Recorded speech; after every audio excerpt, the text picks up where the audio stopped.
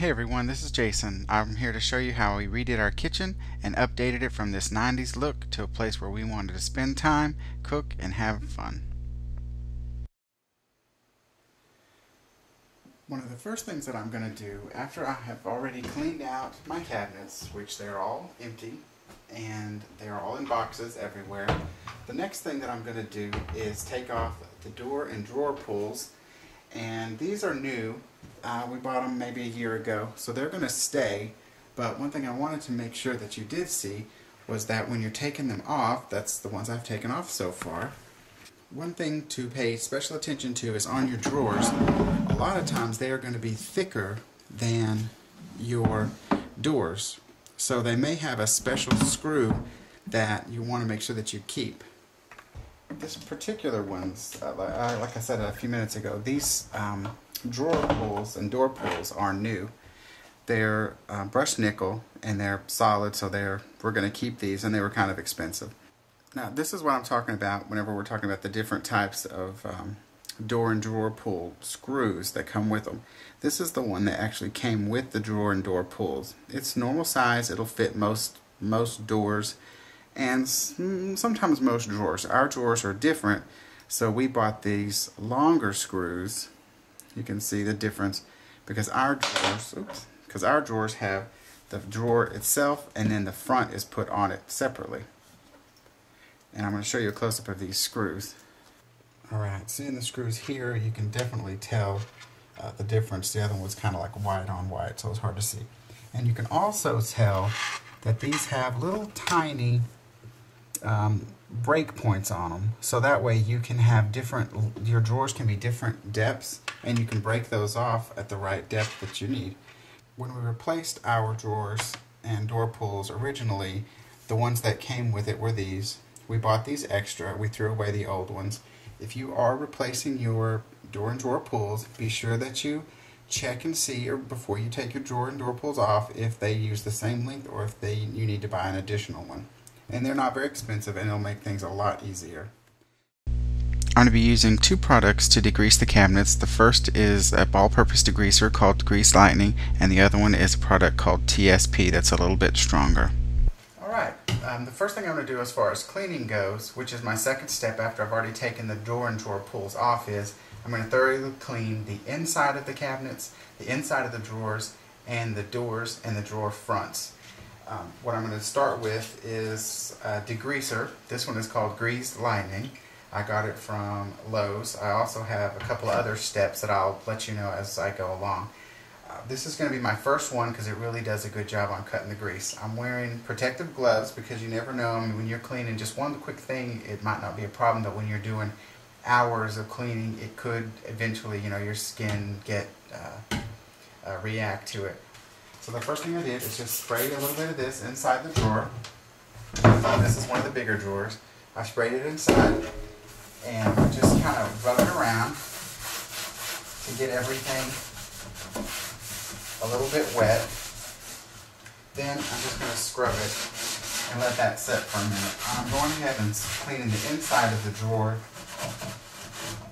first because it's a little easier.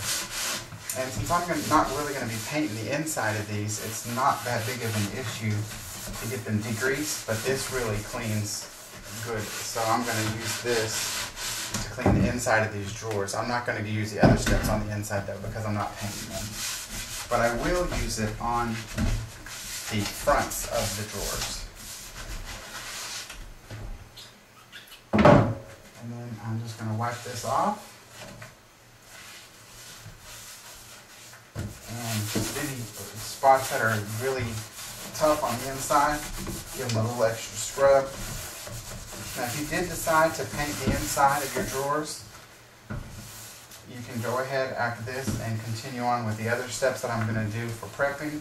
I would not recommend just painting them because the inside of the drawers do get a lot of use and abuse. So you may as well go ahead and make them last as well. I'm going to clean out my sponge and wipe over them one more time.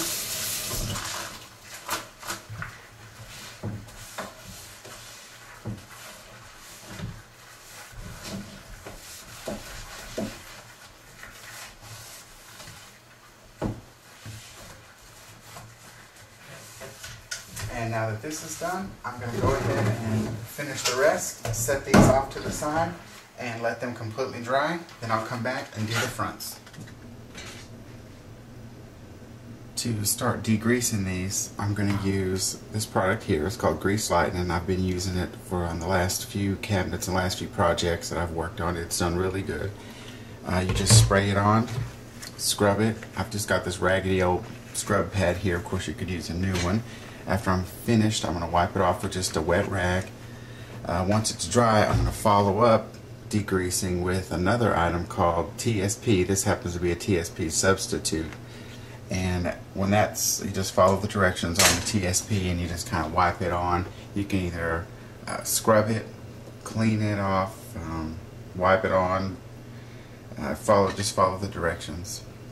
The spots that are on here, and they are grease spots and splatters from frying around here. This is right next to this oven and stove. You can see how easy this degreaser works. Just a little teeny bit of scrub in there and it really cleaned it off. So this stuff works really, really good. And you don't hardly have to scrub at all. And this is stuff that's been on here for probably years. Alright, and this is the door on the left that has been cleaned, and the other door on the right. And it took me just a couple of minutes, and that smudge actually is a place where there was a pinhole, and it's paint, which is going to be sanded off whenever I redo these cabinets. So you can see that degreaser does a pretty good job. Next, I'm going to go over all the cabinets with TSP. Well, it's a little later on in the day, and we have finished with the cleaning of the cabinets and the doors and the drawers with both the Grease Lightning and the TSP. I've taken down the cabinet doors, and they're out in the garage waiting to be sanded. So the next step is going to be sanding the frames, and then sanding the doors and drawers, and then we'll be, after that, be time to paint.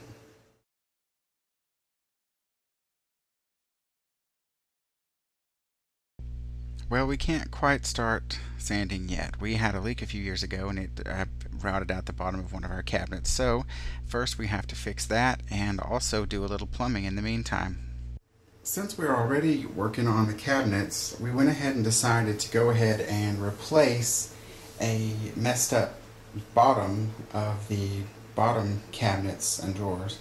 And the first thing we did was we pulled out the old bottom, and also this was an island, so we were able to pull off both sides, the side and the back, to expose everything. And this is why we had a leak. We have PEX pipes, which you can see here, and whenever we first moved in, we realized the dishwasher didn't get cold. That was because that is the dishwasher one that just comes out of the cold, and then we decided to make our own, go to the dishwasher from the hot, and it leaks, which is why we are replacing that. So I have gone to the Home Depot and Lowe's, bought some T's, extensions, new valve stems, PEX pipe, which I have already cut with a razor blade and sanded the edges to make sure that it's nice and flat. That's the PEX pipe, the T to hook 3 of them together.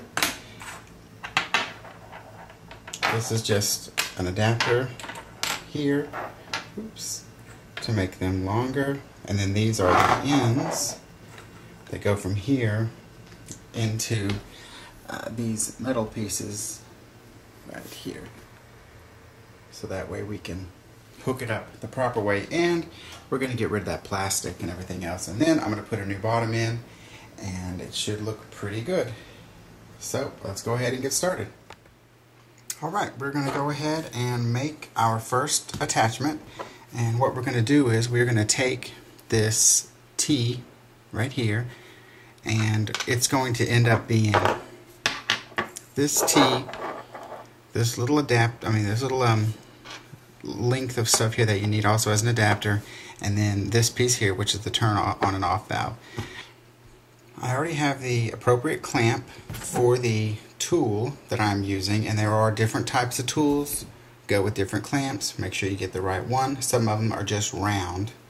Oops, can't see. Some of them are just round. This is not that tool. So the first thing we're going to do is put the clamp on the PEX pipe, like so. Then this end is going to actually go down into the water supply, so I'm not going to attach anything to that.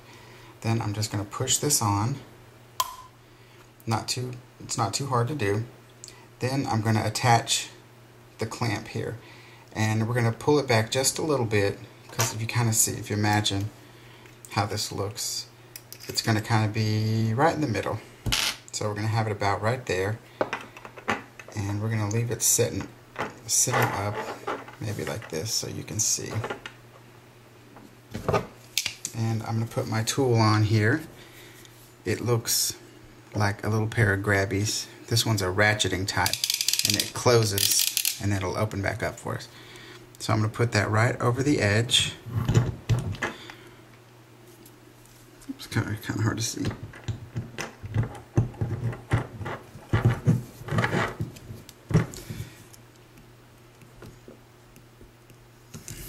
I'm just getting it started. So you can kind of see how it's going here. It's on here like this. Okay, and now I'm going to crank it closed. And it's a good thing that it is ratcheting, because it takes a little bit of strength to get it going. Alright, and it's tight. The tool will stop when it's the right way. And there is our first attachment. And that's what it does to the little thing. So I'm ready to do the rest of them, and I'll show it to you when we get done. Okay, we have finished. This is the old one here, and that's the cold. So what we're going to do is we're going to end up cutting this off, and we're going to attach this new one. This is the new one. It's going to be going that way because we're looking at the back of the cabinet. We're going to cut that, and we're going to stick it in there, and then put a new cap on that one. Then this over here, which is a complete mess, same thing, we're going to cut it off. Up here is the new one that I've created. The feed for the dishwasher, feed for the hot water. It's going to go that way because we're at the back of the cabinet, like I said. And then we will attach it, put the piece on there, and hook everything up. We should be good to go. And here we are with them all replaced. We have just the single cold water coming up. It twists around because it's too long. And then we have the hot water coming up. It going to the dishwasher and going up to the sink. So that's what it looks like from the back. Also, I have the new bottom in there, obviously. And that's what it looks like from the front. I have finished with the stuff that I was trying to do into the sink. I've added some additional supports for the countertop, which is supposed to be concrete. And I have also added, I don't know if you can see, there's a teeny lip around the edge that I added with some very small trim.